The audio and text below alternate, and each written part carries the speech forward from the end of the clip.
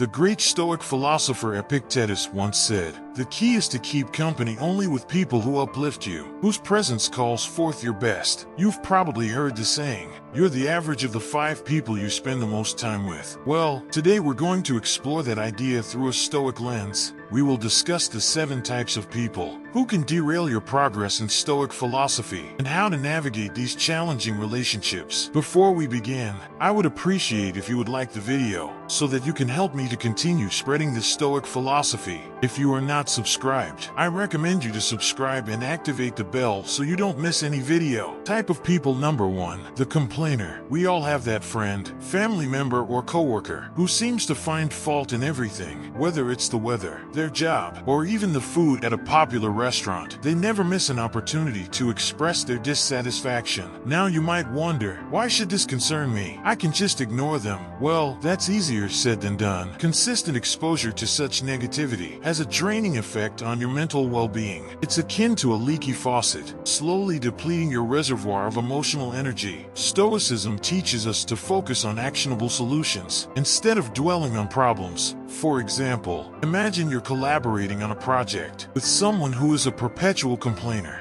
Each meeting turns into an exhausting session of complaints without any constructive dialogue. The impact: the team's morale declines, you're sidetracked from finding actionable solutions, and you'll likely find yourself increasingly disenchanted with the project, and possibly even life in general. So how does Stoicism help us deal with a complainer? There are several strategies you can employ. First, limit your exposure to this individual whenever you can. If that's not possible, perhaps because they're a family member or colleague, then your second option is to mentally distance yourself during their diatribes. Think of their complaints as a passing storm, loud and unsettling, but ultimately temporary and powerless against the unmovable mountain that is your own inner tranquility. Your third option is to steer the conversation towards solutions, or to change the subject to something more constructive. To quote Marcus Aurelius, "You have power over your mind, not outside events. Realize this, and you will find strength." This timeless Stoic wisdom encourages us to guard our mental peace diligently, ensuring that the negativity from chronic complainers doesn't deviate us from our Stoic path of resilience and virtue. Type of people number 2, the drama magnet. Imagine you're navigating your life as if it were a ship sailing through calm waters, but then you encounter the whirlpool known as the drama magnet. This individual seems to have an unending series of crises, conflicts, or controversies, and like a whirlpool, they have an unsettling ability to suck you into their vortex of chaos. You might initially find yourself attracted to the drama magnet's energy, mistaking it for passion or excitement. However, you'll soon realize that being in their sphere is like navigating a ship through a storm,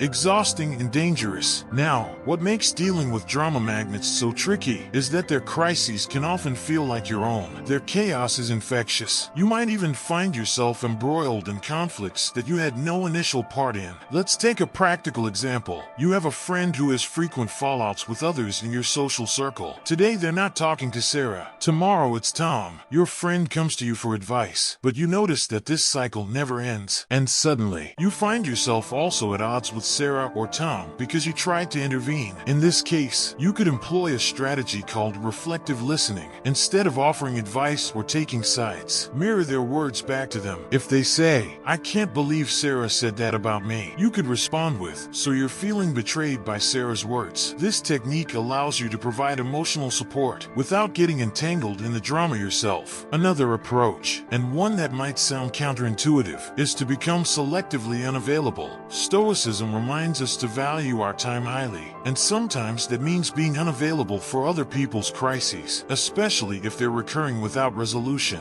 Turn off your phone during certain hours. Create focus periods where you concentrate solely on your work or personal development, and let it be known that during these times you're not to be disturbed. To paraphrase Seneca, true happiness is to enjoy the present without anxious dependence upon the future. This can be particularly helpful when dealing with drama magnets. Instead of anxiously wondering what crisis will happen next, concentrate on the present moment where you have control. Enjoy your life and don't let it be disrupted by someone else's drama. Make it a point to sail your ship calmly, steering clear of whirlpools that threaten your voyage towards personal growth and tranquility. Picture this: you're an artist painting a canvas. Each brush stroke adds color, depth, and life to your vision. Enter the naysayer. They walk into your studio, glance at your work, and immediately begin to critique it. Are you sure about that color? That doesn't look realistic. You know, most artists never make it, right? Their words, like strokes of gray paint, start to dull your vibrant canvas. This isn't your standard constructive criticism, which can be valuable. Instead, it's a persistent aura of doubt and negativity. For example, let's say you're excited about pursuing a new career path. You've done your research, spoken to professionals in the field, and maybe even taken a few preliminary courses. When you share your enthusiasm with the naysayer, they quickly list all the reasons it won't work out. The market is too competitive. Do you have the right skills? What if you fail? Soon enough, their doubts start to feel like your own,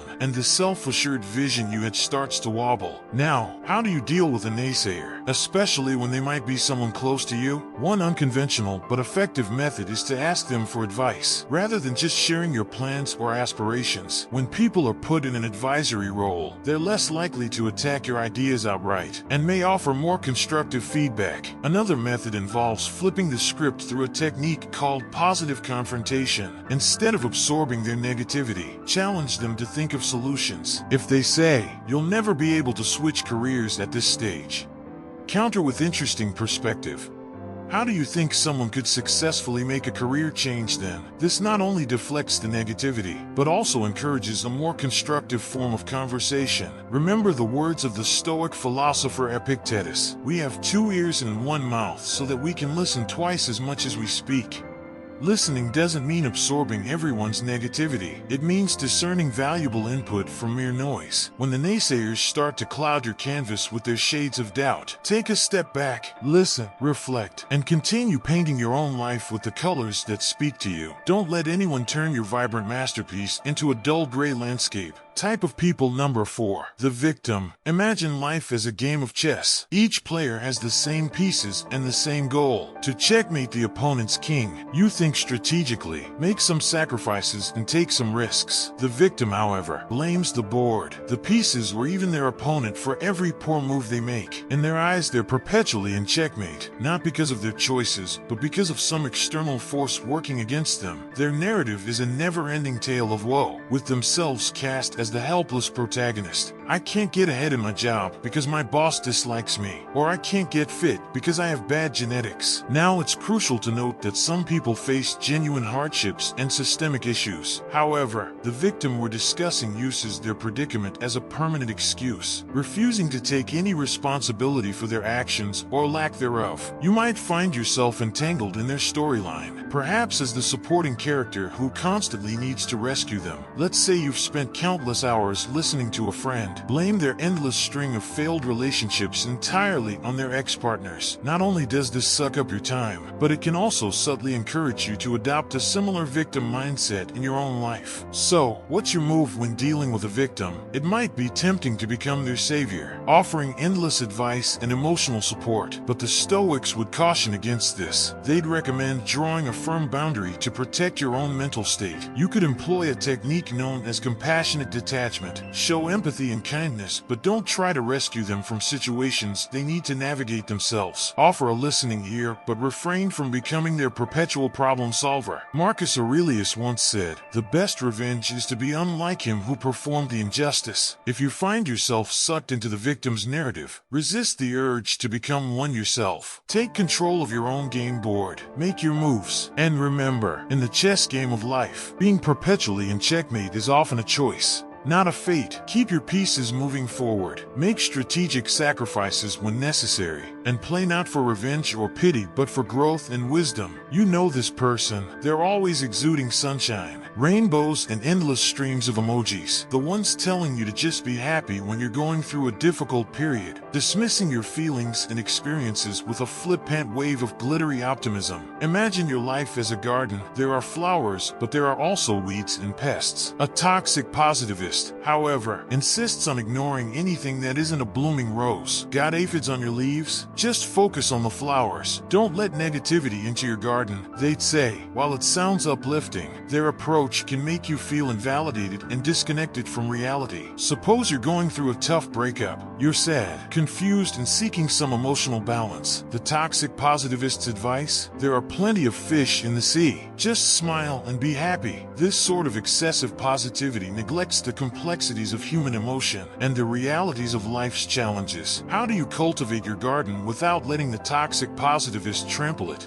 with their indiscriminate sprinkling of good vibes only? One strategy is to engage them in a discussion that embraces both light and shadow. If they say, "Look on the bright side, at least you have your health," you could reply, "Yes, I'm grateful for my health, but it's also okay for me to feel upset about this specific issue." Both can coexist. You can also employ what psychologists call emotional granularity, the ability to feel and differentiate between a wide range of emotions, both positive and negative. When the toxic positivist pushes you to just be happy, take a moment to acknowledge and label your nuanced feelings. "I'm feeling a bit melancholic today due to X, and that's okay," can be a liberating affirmation. To reference Stoic thought, Seneca once said, "True happiness is to understand our duties toward God and man, to enjoy the present without anxious dependence upon the future." Notice the balance, understanding duties, which aren't always pleasant, and enjoying the present. The Stoic approach isn't about focusing solely on the positive or the negative. It's about embracing life's complexity with equanimity. So the next time the toxic positivist sprinkles their confetti on your carefully tended garden, take a step back. Remember, a garden needs both sunshine and rain to flourish. Embrace your full emotional spectrum and keep nurturing your garden with the richness and complexity it deserves. Type of people number 6, the manipulator. Picture your life as a movie script. You're the main character, and you have an idea of how your story should unfold, where the twists are, who your allies and mentors are, and what your final act looks like. Enter the manipulator, the shadowy producer who subtly rewrites your script without you even realizing it, until one day you find your storyline has veered off course. The manipulator is skilled in the art of emotional or psychological maneuvering, guilt trips, or even deceit, to steer you in a direction that benefits them. You might have a friend who always manages to get you to pay for dinner by saying something like, "You know, I've been having a rough month and you're so successful. It wouldn't mean much to you but would make my day better." Over time you find that your generosity has been taken advantage of, and selling them out feels uncomfortable because they've framed it as a favor to a friend in need. Handling a manipulator can be a tricky business. One method to counteract their tactics is what some experts call fogging. This technique involves agreeing with any truth in the manipulator's statements, but refusing to be moved by emotional coercion. If they say, "You're so successful, you should cover dinner," you could respond, "You're right that I've been doing well, but let's split the bill," as we usually do. Another approach is to set clear boundaries and enforce them. If the manipulator wants you to lend them money or commit to tasks you're uncomfortable with, learn to say no assertively. Keep your tone calm and your words clear. "I can't lend money, but I'm here to offer emotional support," sets a boundary while maintaining the friendship. Drawing inspiration from Stoic thought, Epictetus warned us, "We cannot choose our external circumstances. We can always choose how we respond to them." The manipulator thrives on your predictable reactions. They manipulate your kindness, your guilt, or your desire for approval. By choosing to respond differently, you're taking control of your script again. So if you find a manipulator lurking in your life, remember that you're the one holding the pen. Your storyline is yours to write. And while the cast may include a variety of characters, the protagonist's journey, your journey, should always be guided by your own values and decisions. Reclaim your script, and don't let anyone manipulate your life's narrative. Imagine your daily routine as a carefully crafted symphony. Each instrument represents a task or commitment, and when played together, they create a harmonious balance. But then, the time vampire joins in, screeching off key, drowning out your melody and turning your beautiful composition into discordant noise. The time vampire is not necessarily malicious. In fact, they might seem quite benign. It could be a colleague who constantly interrupts you with trivial questions, turning your productive workday into a series of fragmented moments. Or it could be a friend who invites you to countless social events that you're not interested in, making you feel obligated to attend and drain your time and energy. These interactions might seem inconsequential in the moment, but their cumulative effect can be profoundly disruptive. So how do you protect your symphony from being ruined by a time vampire? One effective strategy is the Pomodoro technique, a time management method that involves breaking your work into intervals, traditionally 25 minutes, separated by short breaks. During these intervals, you make it clear that you're not to be disturbed. This sets a boundary that protects your most productive times from being nibbled away. If you find yourself dealing with a social time vampire, remember that saying no is not just okay, it's essential for your well-being. Instead of offering elaborate excuses, a simple, "I appreciate the invite, but I can't make it," suffices. Declining an invitation is not a rejection of the person, it's an affirmation of your own needs and priorities. In the words of Seneca, life, if well lived, is long enough. Stoicism teaches us that time is one of our most precious resources, one that should be allocated wisely. It's the canvas upon which we paint the portrait of our lives, and we should be highly selective about who and what deserves a stroke of our brush. In the grand composition of your life, make sure each note, each instrument, each melody aligns with your greater purpose. Don't let the cacophonous intrusion of a time vampire throw your symphony into disarray. Hold the baton firmly and conduct your life with purpose, ensuring that every moment is a note well played in your harmonious masterpiece. As we reach the finale of today's exploration into the characters who can derail our path towards stoic resilience and wisdom, let's not forget that self-awareness is key. It's easy to recognize these types in others, but the more challenging and enlightening task is to look within. Are you perhaps unintentionally playing one of these roles in someone else's life? Remember, Stoicism isn't just about navigating the world. It's also about understanding and improving ourselves. If today's discussion has sparked a realization, an epiphany, or even just a bit of introspection, I'd love to hear from you in the comments section. Write your thoughts, share your experiences, and let's engage in a dialogue that enriches us all. So until next time, may your choices align with your virtues, may your actions reflect your wisdom, and may your life be the masterpiece you're meant to create.